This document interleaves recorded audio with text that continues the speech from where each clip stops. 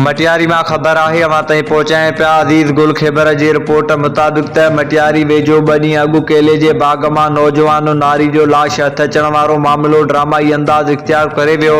जंहिं मूजिबि नारी पंहिंजे चाहींदड़ हथां क़तल थी जेल मां आज़ाद थी आयल आशिका पारां मुलाक़ात बहानी सां घुराए क़तल करण जो इंकशाफ थियो आहे।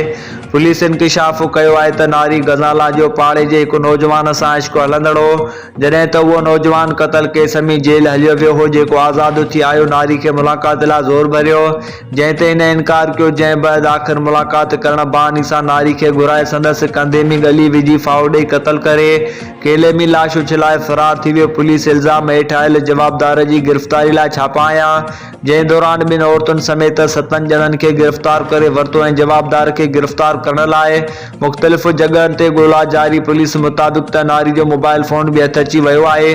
जल्द जवाबदार खे गिरफ़्तार करे हक़ीक़त के साम्हूं आंदो वेंदो।